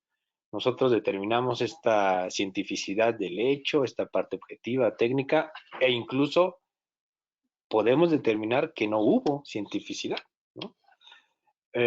Por ejemplo, acá Mónica dice, los legisladores deberían estudiar filosofía. Bueno, Platón en la República, por ahí del tercer capítulo, lanza una sentencia lapidaria que dice, los filósofos son aquellos que deberían dirigir a los estados, ¿no? El político está obligado a conocer de filosofía, por supuesto, ¿no? Esto que dice Mónica lo dijo Platón. Y yo creo que repito, no es que sea una traición, yo creo que fue por desconocimiento, ¿no? Por ignorancia, vaya. Porque al final ahí estamos y figuramos y seguimos siendo órganos de prueba y seguimos. Yo los exhorto mucho a que lean el pronunciamiento que tuvo la Corte Interamericana de Derechos Humanos sobre el caso de Igno Ochoa, porque le instruye al Estado mexicano en un término de 2 años que a rubro constitucional los servicios periciales logren la autonomía que realmente necesitamos. Por ahí, pues, hay algunas ya instituciones en algunos estados. Me brinca a la mente, por ejemplo, el Instituto Jalisciense, ¿no?, de Ciencias Forenses. No quiero dejar de lado a otro, pero es el primero que me brincó, en donde hay, digamos, como cierta autonomía, ¿no? Para lograr la autonomía de un perito se requiere mucho más que nombrar a su edificio, instituto, ¿no? Y bueno, para cerrar, a pesar de ello y debido a la filosofía es que podemos hacer este tipo de análisis, ¿no? Que al legislador, evidentemente, pues no le alcanzó, ¿no? Espero que no haya legisladores, pero no, ojalá sí haya legisladores aquí conectados. Gracias, maestro. Gracias, doctor. A ti. Tiene pregunta Edgar, a ver si ya puedes. Buenas noches, ¿ya me escuchan? Adelante, Edgar. Buenas noches, un cordial saludo a todos. Sí, al parecer ya respondo. ¿Sí me escuchan? Sí, sí. Ah, perfecto. Sí, bueno, al parecer respondió, creo que en gran parte, o si no es que ya respondió la pregunta que voy a hacer, pero era eso. Lo que quería preguntar es lo siguiente. Así ya, en definitiva, ¿cuál es la utilidad de la filosofía para un criminalista en la práctica? Y la pregunta, ya parte de ella creo que ya la respondió, pero lo digo porque la mayoría de las veces quienes ejercen una profesión no filosofan al respecto. Generalmente son personas ajenas o externas quienes se interesan por esa actividad y filosofan al respecto, pero no es recíproco. Es decir, un filósofo podría decirle a un criminalista que le interesa lo que hace, pero el criminalista lo más seguro es que le responda que no le interesa la filosofía. Por eso digo que no es recíproco. Digo, en la mayoría de las veces, no quiere decir que todos, como el compañero que hace rato intervino. Ahora, la metodología del análisis científico criminalista, pues ya están dadas, por lo que un criminalista no se puede presentar en una audiencia y decirle o plantearle al juez que de acuerdo a la metodología de su peritaje, las cosas son así, pero que de acuerdo a sus reflexiones filosóficas, él considera que no deberían de ser así. Bien, pues el juez le podría decir que lo felicita por interesarse en la filosofía, pero seguro le pediría que se apegara al dictamen que tiene de acuerdo a la metodología que debe seguir. Esa era la pregunta ya. En definitiva, ¿cuál es la utilidad de la filosofía para un criminalista en la práctica? Eso sería todo. Ok. Hacer filosofía es pensar la totalidad de la realidad. Y el criminalista, cuando procesa lo que sea, un objeto, una persona, una escena, un hecho, está pensando la totalidad de la realidad, de esa realidad. El diseño experimental de la ciencia forense y por ende de la criminalística es el estudio de caso, ¿no? Cada caso en concreto se presenta como real en una como microesfera dentro de una macroesfera. Por ello es que todo el sistema se enfoca a partir de la instrumentación de un montón de intervenciones, tratar de determinar y explicar ese hecho en concreto. Repito, para el criminalista, y como bien mencionas, ¿no? A lo mejor le puede decir el filósofo, no, gracias, muchas felicidades, pero pues ahí nos vemos, ¿no? En tanto que el filósofo, pues sí se interesa o nos interesamos por casi todas las cosas que están allá afuera, afuera de la cabeza, vaya, ¿no? Y podremos resumirlo así, ¿no? Hacer filosofía es pensar la totalidad de la realidad y el criminalista concluye sobre un hecho en concreto pensando la totalidad de esa realidad en definitiva y cerrada. Y abonando un poco lo que tú mencionas, fíjate que yo sí lo he hecho, yo en mi primer libro propongo que este estudio pericial que conocemos como víctima-victimario se le llame pues posiciones entre emisor y receptor, porque nosotros no tenemos la calidad jurídica para determinar quién es víctima y quién es victimario, y además hay algo más grave. Cuando de manera a priorística yo determino quién es la víctima y quién es el victimario, entonces estoy enturbiando mi propio pensamiento científico y por ende mi imparcialidad y mi objetividad. Entonces, yo sí le dije en una ocasión al juez, pues, ¿qué hace aquí? Pues a mí me hablaron porque voy a rendir testimonio sobre una carpeta de investigación relacionada con tal número, en donde realicé primordialmente 2 estudios periciales, uno llamado mecánica de hechos y otro mal llamado posición víctima-victimario, que debe llamarse posición intermisor-receptor. Y el juez me preguntó eso, ¿y por qué mal llamado víctima-victimario? Si usted está viendo que aquí hay una víctima y hay un victimario, dije, bueno, sí, pero yo no lo conocía al señor, ¿no? Yo no conocía a la víctima, yo no tengo la facultad ni la calidad jurídica para determinar, de acuerdo a la Ley General de Víctimas, que al artículo 4 definen qué es una víctima, yo señalar eso, porque si yo señalo quién es victimario y quién es víctima, yo tendría que buscar la reparación del daño de la víctima. Yo perito, imagínate. Y 2, si yo determino que el señor es el victimario y el acusado, pues entonces, ¿para qué estoy sentado aquí si yo ya determiné que él es el culpable?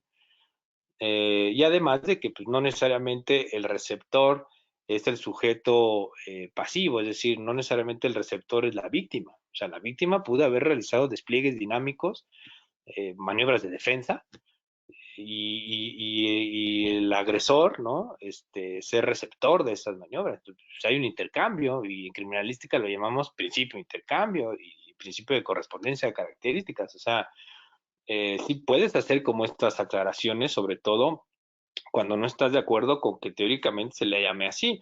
En una ocasión igual, un ministerio público me preguntó, dígame usted qué elementos materiales probatorios encontró en el lugar. No, ninguno. O sea, yo no encontré elementos materiales probatorios, yo encontré que además obedecen a una naturaleza, ¿no? Eso es chamba tuya, ¿no? En otra audiencia un día me hablaron para una audiencia de individualización de sanciones, ¿no? En donde 2 tipos habían disparadole a uno y el Ministerio Público quería que le dijera cuál de los 2 había disparado con dolo, ¿no? No, pues espérate, o sea, ahí es donde tú filosofas y dices, no, a ver, la responsabilidad del dolo, ¿no? Depende del perito, depende del trabajo de la persona que acusa, ¿no? Entonces, yo sí creo que se puede hacer, precisamente porque, es más, yo te diría que estamos obligados a hacerlo, porque si no lo hacemos, nos convertimos en parte del problema. En muchas ocasiones, y ustedes lo saben, el policía, el perito, sabe incluso hasta más de derecho o de teoría del caso que los propios ministerios públicos, ¿no? Por ello es que en la estrategia, ¿no? Previa a una audiencia, o bien cuando un ministerio público te solicita una intervención, pues nosotros somos quienes los orientamos. Oye, Lic, mira, no me pidas esto, mejor pídeme esto otro, ¿no? En lugar de que me lo pidas así, mejor pídemelo asá, ¿no? Oye, no me vayas a preguntar eso en la audiencia porque te voy a responder esto. Mejor pregúntamelo de esta forma. O sea, estamos obligados, por supuesto, a reflexionar sobre lo que estamos interviniendo o sobre lo que ya intervenimos.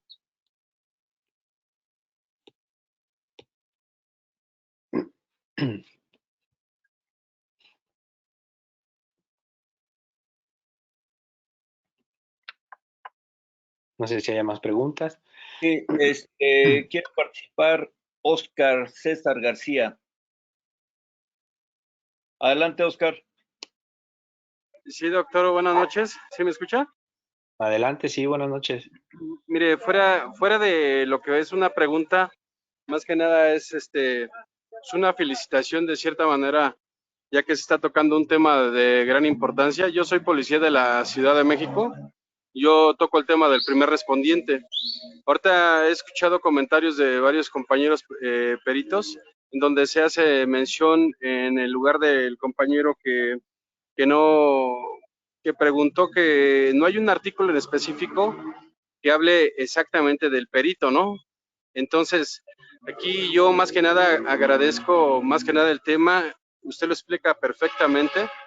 Yo tengo nociones en lo que es el derecho y la verdad el tema de la axiología, así como la deontología que usted lo explica y muy bien, la verdad digo, más que una pregunta es una felicitación y más que nada para todos los que están participando, que están enriqueciendo de conocimientos por parte suya y que es importante para nosotros que formemos parte de estas conferencias. Gracias, Muchísimas doctor. gracias. Muchas gracias por tu intervención. Sí, gracias a usted. Sería Sí. todo por el momento. Tenemos algunos comentarios. Nos dice el doctor José Adán Hernández Silvestre. Dice, todas las autoridades, tanto militares y policiales, deberían estudiar filosofía. Siento que les falta para poder hacer bien su trabajo. Totalmente de acuerdo. Platónica, además, la visión.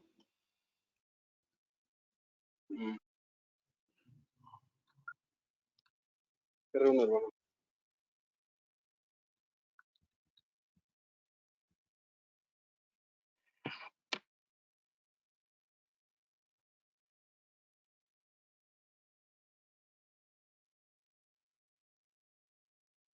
¿Alguien tiene más preguntas?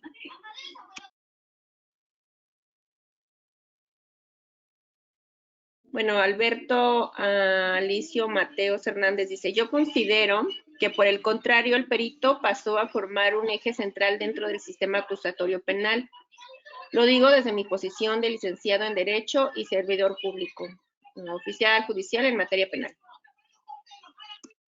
De acuerdo. Y Daniel Pérez García dice, al nosotros formar parte de la Guardia Nacional, ¿qué tan profundizado debe ser la participación nuestra, sabiendo que hay autoridades que se enfocan en los detalles más precisos? Bueno, pues esto que mencionaba recién también el compañero policía que acaba de participar, pues en la figura del primer respondiente, o sea, es básico, es fundamental, porque el primer respondiente es el eslabón en esta famosa teoría del fruto podrido, ¿no? Del árbol del fruto podrido.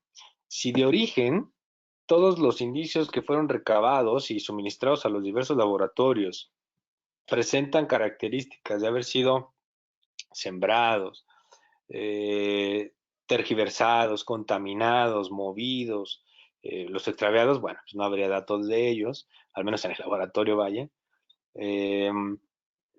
Puede entonces abonar y apelar la defensa a que si de origen todo estuvo tergiversado, pues por lo tanto el desarrollo de toda la acusación y por ende la teoría del caso de la fiscalía venga contaminada y desestimarse por ende todos los elementos fácticos, jurídicos y probatorios. Por supuesto que todos los compañeros y las compañeras que están en Guardia Nacional, en policías, en la Secretaría de Marina, en la Secretaría de la Defensa, forman parte básica y fundamental, porque además están cumpliendo y satisfaciendo el primer paso del método criminalístico, que es la conservación y la preservación del lugar de los hechos.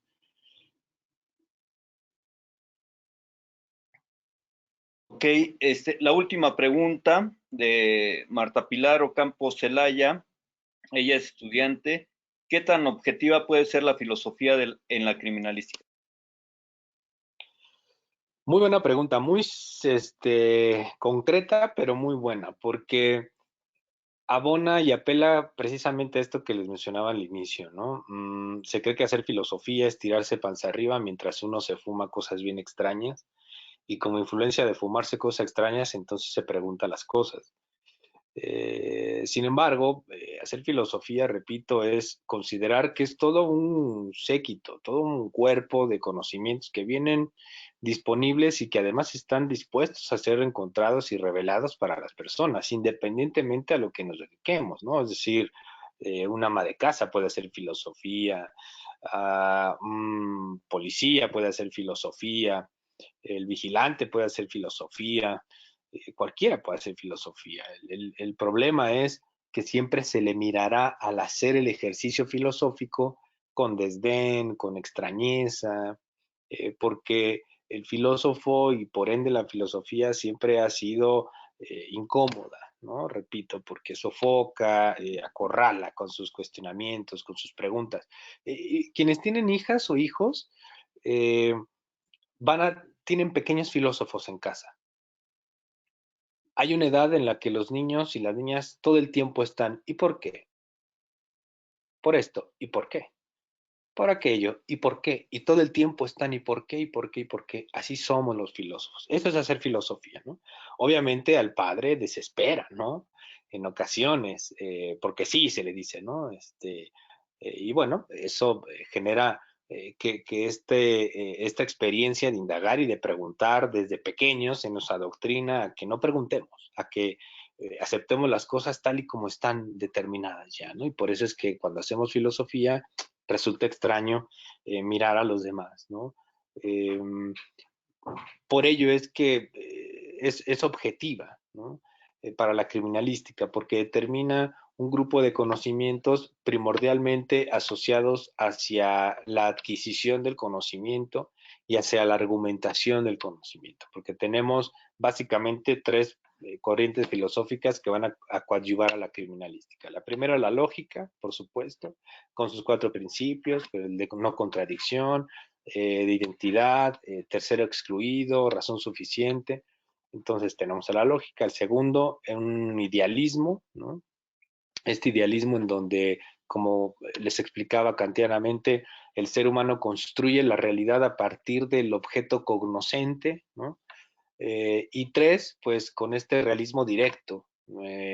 Tenemos un contacto directo con todo aquello que se nos encomienda estudiar, sea un indicio balístico para el perito que recibe el indicio, sea una muestra biológica para el perito que recibe en su laboratorio el indicio, sea asistir al lugar, sea procesar, sea fotografiar, sea documentar, sea analizar una firma, cotejar 2 fragmentos dactilares o lofoscópicos. En todo eso hay un realismo directo. Y argumentativamente nosotros tenemos la obligación de demostrar la sistematización y la metodología que se emplea al momento en el que estamos en contacto con ese realismo directo. Perfecto, Roberto, creo que ya casi las 9 de la noche y no sé, prácticamente hay que romper paradigmas, ¿no? En todo esto, hay que, como tú lo mencionas, hay que generar una directriz científica prácticamente para establecer una identidad propia de lo que es la criminalística. Ha sido una excelente charla.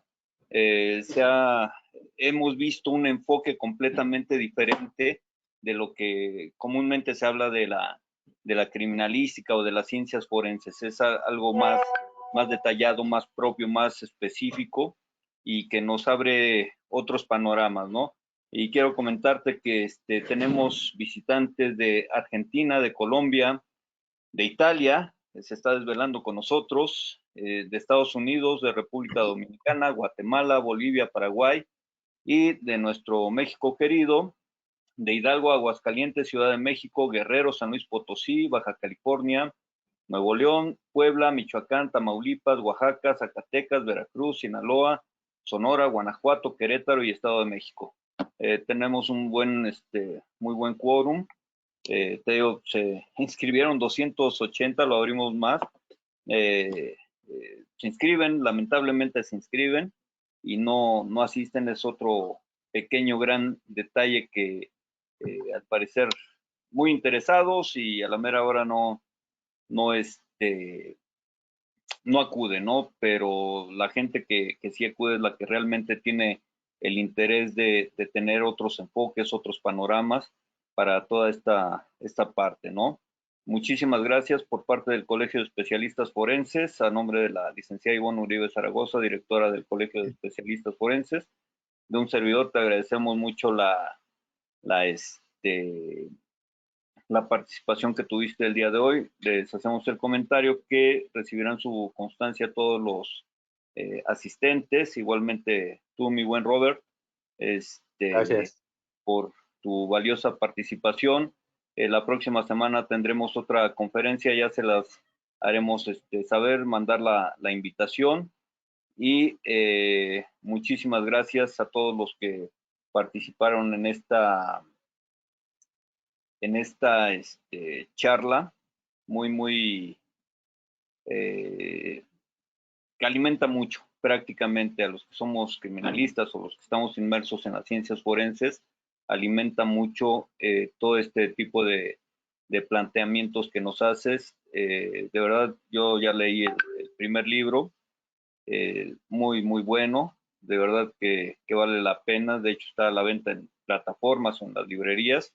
Si gustan adquirirlos, la verdad es que se van a llevar una grata experiencia con respecto a cómo plantea las situaciones, sobre todo los nuevos términos que manejas, el enfoque que le das a estos términos es son viables completamente, son términos viables que puede uno manejar y que deberíamos cambiar, precisamente romper paradigmas en todo lo que es la ciencia forense. Muchísimas gracias, Roberto. Gracias a ti, Martín, por la invitación y a la orden. Aquí estamos. Claro que sí. Muchas gracias a todos. Que tengan una excelente noche y nos estamos viendo próximamente. Muchas gracias. Hasta pronto. Gracias, buenas noches.